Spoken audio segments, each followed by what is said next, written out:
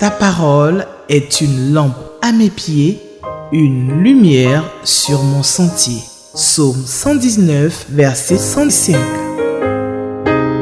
La méditation.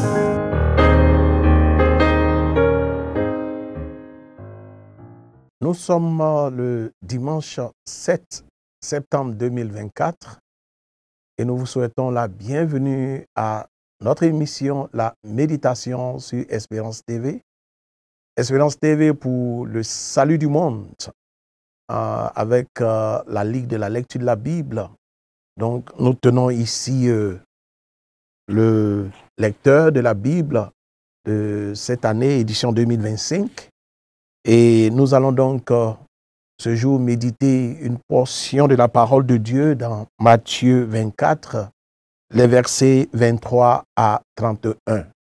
Matthieu 24, versets 23 à 31, dont le titre « Réponse sur les temps et les signes de la fin ». Réponse sur les temps et les signes de la fin. Bien-aimés dans le Seigneur, c'est un passage hautement riche et qui nous annonce le retour de notre Seigneur et Sauveur Jésus-Christ. Alors, sans autre forme de transition, nous allons confier ce moment entre les mains du Seigneur. Prions donc. Père très saint, nous voulons te dire merci pour ce jour que tu as fait. Oui, le premier dimanche du mois de septembre. Oui, nous voulons bénir ton nom, où nous nous associons avec l'ensemble de l'Assemblée des saints, de célébrer, pour célébrer ton nom, magnifier ton nom, exalter ton nom, car tu es Dieu. Nous voici autour de ta parole. Apprends-nous à mieux te connaître et accorde-nous la sagesse et le discernement et remplis-nous de ta présence. Au nom de Jésus, Amen. Que le nom du Seigneur soit béni et que toute la gloire lui revienne. Alors, nous allons lire la parole de Dieu, Matthieu 24, les versets 23 à 31. Nous lisons donc la parole de Dieu. Si quelqu'un vous dit alors, le Christ est ici, ou il est là, ne le croyez pas. Car il s'élèvera de faux Christ et de faux prophètes. Ils feront de grands prodiges et des miracles au point de séduire, s'il était possible, même les élus. Verset 25. Voici, je vous l'ai annoncé d'avance. Si donc on vous dit, voici, il est dans le désert, n'y allez pas. Voici, il est dans les champs, ne le croyez pas. Car, comme l'éclair part de l'Orient et se montre jusqu'en Occident, ainsi sera l'avènement du Fils de l'homme. En quelque lieu que soit le cadavre, là s'assembleront les vautours. Aussitôt, après ces jours de détresse, le soleil s'obscurcira, la lune ne donnera plus sa lumière, les étoiles tomberont du ciel et les puissances des cieux seront ébranlées. Alors, le signe du Fils de l'homme paraîtra dans le ciel. Toutes les tribus de la terre se lamenteront et elles verront le Fils de l'homme venant sur les nuées du ciel avec puissance et une grande gloire. Verset 31. Il enverra ses anges avec la trompette retentissante et ils rassembleront ses élus des quatre vents d'une extrémité des cieux à l'autre. Amen. Que le Seigneur bénisse sa parole. Alors, ce passage-ci que nous venons donc de parcourir, Matthieu 24, les versets 23 à 31. Alors, c'est un passage qui peut se structurer en termes d'observation, qui peut se structurer en deux parties, en deux mouvements donc. Le premier mouvement part de la ligne 23 à la ligne 28 et le deuxième mouvement de la ligne 29 à la ligne 31. Amen.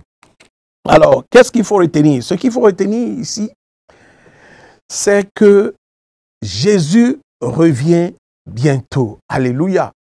Jésus revient bientôt. Et à travers ce passage, nous allons comprendre quels sont les éléments précurseurs de son arrivée. Parce que Jésus revient. Si pour certains, Jésus n'est pas encore venu, pour nous, Jésus revient. Alléluia. Et voici donc toute la différence. Nous bénissons Dieu parce que le Dieu que nous servons, sa parole est établie et sa parole est la vérité. En dehors de sa parole, il n'y a point d'autre vérité. Et nous bénissons Dieu pour cette parole, car c'est une grâce. Oui, la parole de Dieu est un compendium de principes, de prophéties et de promesses. Et ces promesses, c'est pour toi, mon frère, c'est pour toi, ma sœur. Et nous devons nous approprier ces promesses. Comme il nous l'a dit, il dit, je ne vous laisserai pas orphelins. Je serai avec vous jusqu'à la fin du monde. Alléluia. Et il est avec nous. C'est pourquoi nous sommes dans la joie de ce que ce Dieu, il n'est pas un homme pour mentir, ni le fils d'un homme pour se repentir. Ce que sa bouche déclare, sa main l'accomplit. Et c'est avec foi que nous sommes dans la certitude de ce que Dieu, Jésus, revient bientôt. Gloire soit rendue à son nom. Alors, le premier mouvement du verset 23 au verset 28 nous appelle donc à la vigilance. Donc, c'est la venue des faux messies, la venue des faux Christ. Alléluia. Et le deuxième mouvement, du verset 29 au verset 31, nous voyons là, n'est-ce pas, la venue du Fils de l'homme. Alléluia.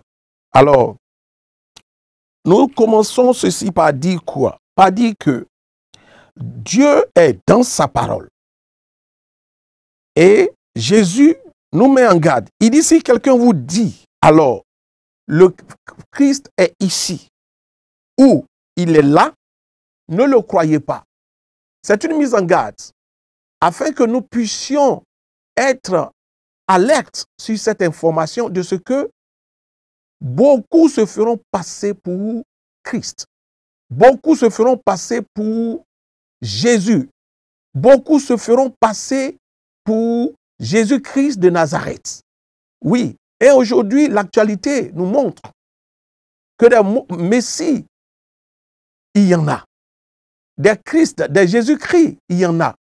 Alors, c'est pourquoi nous devons être vigilants à ces imposteurs. Oui, des personnes qui, ayant fait l'objet de quelques prodiges et de miracles, clament et se réclament être Jésus-Christ. Alors, en tant que chrétiens, nous devons faire très, très attention à cela. Et c'est en cela que ce passage, ce verset, nous met en garde contre cette situation. Il dit, car il s'élèvera de faux Christ et de faux prophètes. La Bible ajoute qu'ils feront de grands prodiges et ils feront de grands miracles. Alléluia. Au point même de séduire, s'il était possible, même les élus de Dieu. Et c'est là que se pose le problème. Oui, ces imposteurs, ces faux Christ, ces faux prophètes, qui feront des miracles, qui vont même ressusciter des morts, qui vont faire même marcher des paralytiques.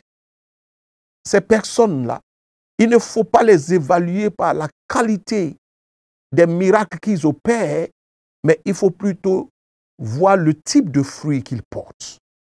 Alléluia.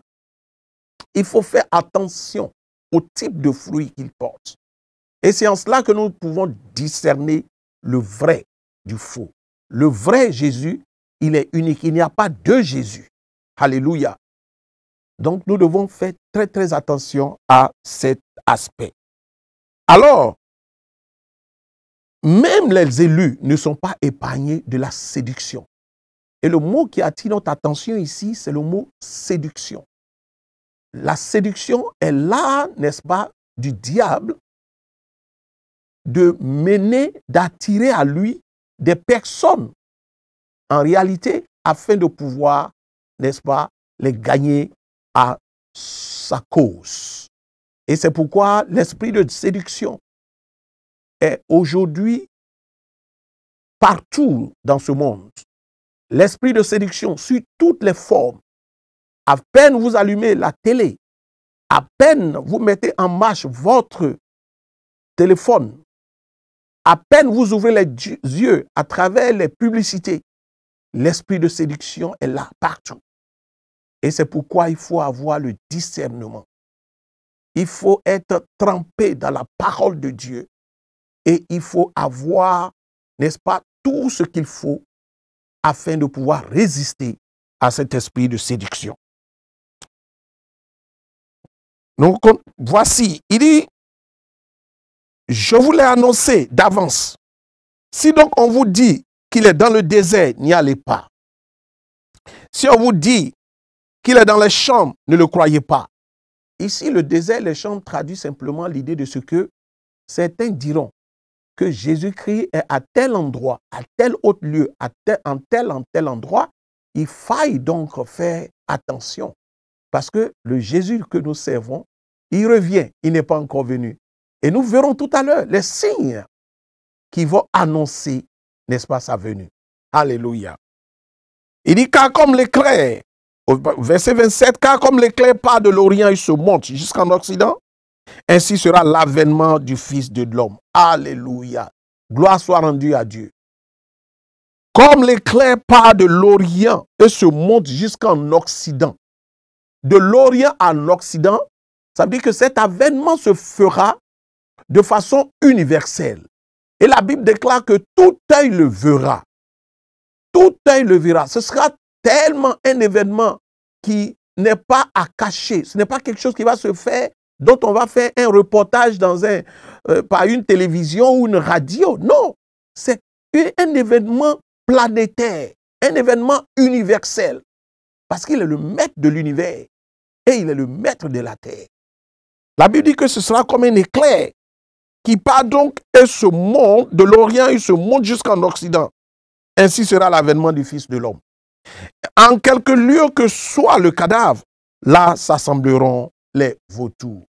Bien-aimés dans le Seigneur, Dieu, au travers de ces deux versets, nous montre que l'acte du retour de notre Seigneur Jésus sera un événement universel, un événement planétaire, un événement global que l'on n'aura pas à raconter à une tierce personne parce que tout œil le verra. Tout œil, toute personne qui a des yeux pour voir le verra. Amen. Il dit alors que nous devons donc être vigilants et suivre le déroulement de tous ces événements. Alors, comment comprendre que avant qu'il n'arrive, des signes cosmiques vont précéder son retour?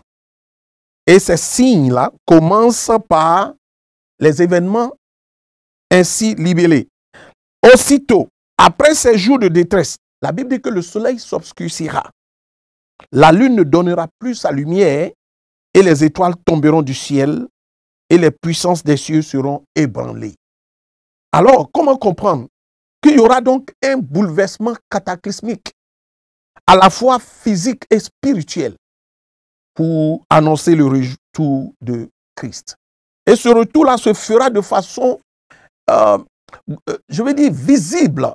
Ce ne sera pas quelque chose de concis ou circonscrit à un espace et à un lieu, mais ça se fera de façon planétaire. Et c'est en cela que nous devons comprendre que le Dieu que nous servons est un Dieu tout-puissant. Oui, c'est lui qui a créé toutes choses par sa parole puissante.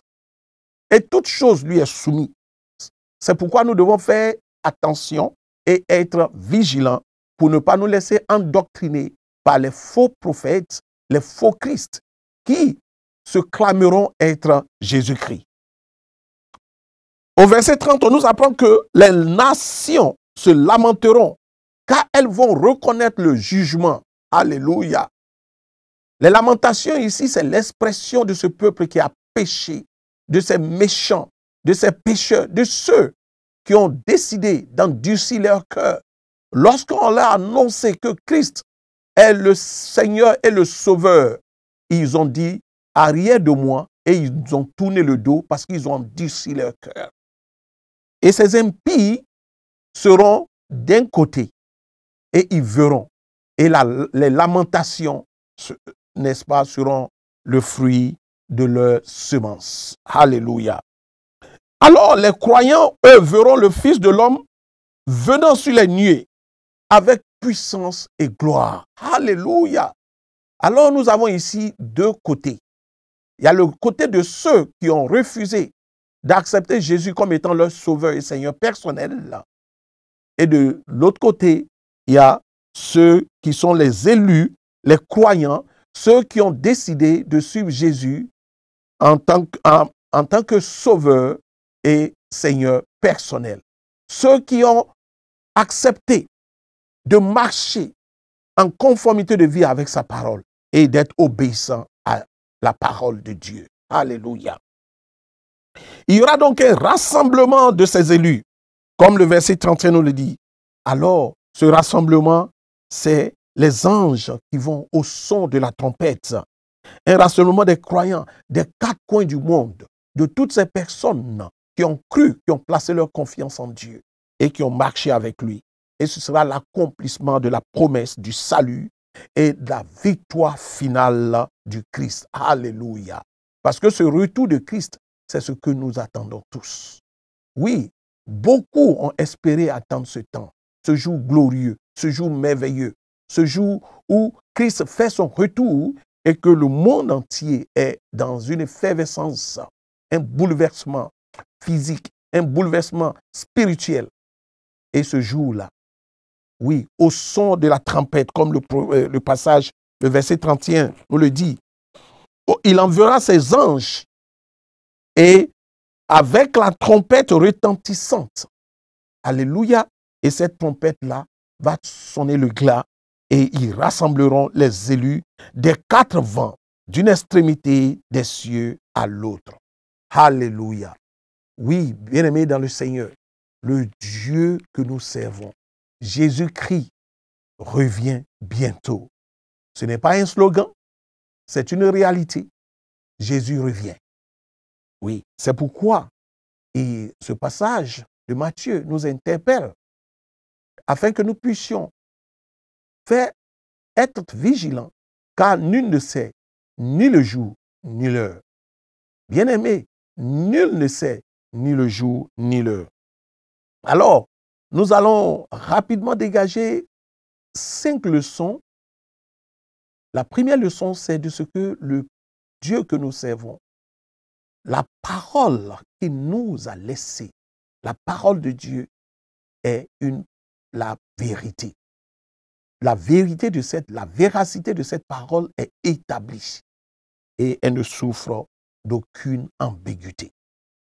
La deuxième leçon, c'est la vigilance. Nous devons spirituellement être vigilants. Nous devons être prêts, car nul ne sait ni le jour ni l'heure. Et il ne faut pas se laisser séduire par des mouvements ou des leaders prétendant incarner un Christ. Il faut faire attention. Il n'y a pas deux Christ. Il n'y a qu'un seul Christ, le Fils du Dieu vivant.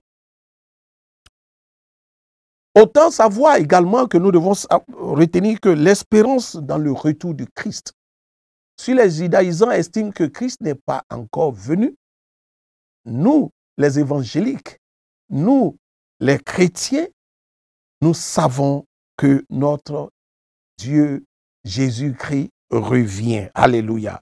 Le texte donc appelle les croyants à vivre dans l'attente confiante, n'est-ce pas, sans peur, sachant que le retour sera glorieux. Alléluia. Et l'autre enseignement que nous devons retenir, c'est notre préparation intérieure. Oui, cette préparation intérieure, elle a une dimension spirituelle. Il faut se concentrer sur une vie de foi. Bien-aimé, notre vie de foi doit être mise en marche. Oui, une vie de sainteté et une vie de fidélité. Et plutôt que sur des calculs ou des dates et des théories qui nous prédisent l'Apocalypse. Oui, la foi, la sainteté et la fidélité doivent être des parures intérieures que nous portons. Oui, nous devons les manifester à tous égards. Oui, bien-aimés, notre foi, nous devons avoir une vie de foi. Nous devons marcher et demeurer et vivre dans la sainteté. Oui, parce que Dieu nous y attend. Et nous devons manifester notre fidélité à ce grand Dieu. Oui, notre fidélité à la méditation de sa parole. Notre fidélité à la mise en pratique de tout ce qui nous attend de lui, il attend de nous, à savoir l'adorer, le louer, le célébrer en tout temps et en tout lieu. Ce Dieu que nous servons est un Dieu qui est réel, il est vivant et il est éternel. C'est pourquoi nous voulons lui dire merci. Et nous voulons terminer par rendre toute la gloire à Dieu et bénir son nom. Oui, nous bénissons son nom pour ce temps et ce moment. Lui dire merci. Et nous lui recommander notre nation. Nous recommander également, c'est l'année scolaire qui débutera dans quelques heures. Et lui recommander tous les enseignants, tous les encadreurs de l'enseignement. Recommander également tous les élèves, où qu'ils soient, que l'Éternel Dieu ait sa puissante main sur leur vie. Alors nous allons prier. Père très saint, nous te bénissons pour cette parole. Tu viens encore de nous rappeler, oui, à la vigilance. Vigilance contre les imposteurs, contre les impies. Vigilance contre ces faux prophètes et ces faux Christ qui foisonnent dans ce monde. Et tu nous appelles encore à marcher dans la sainteté, à exercer notre foi et à être fidèles. Que cela soit notre partage au nom de Jésus. Nous te recommandons le monde scolaire et universitaire. Oui, que cette année soit une année de gloire. Une année où tu protèges toutes ces personnes, tous les acteurs, et que ta puissante main soit sur leur vie au nom de Jésus. Nous prions également pour notre nation, la Côte d'Ivoire. Tu tiens cette nation en tes mains et tu glorifies ton nom. Oui, que ta volonté seule soit faite au nom de Jésus. Bénis ton peuple et que la gloire te revienne. C'est dans le précieux de notre Seigneur Jésus que nous avons prié. Amen. Que le nom du Seigneur soit béni et excellent mois de septembre dans la victoire au nom de Jésus. Que la paix du Seigneur soit avec vous. Amen. Ta parole est une lampe à mes pieds, une lumière sur mon sentier. Psaume 119, verset 105. La méditation.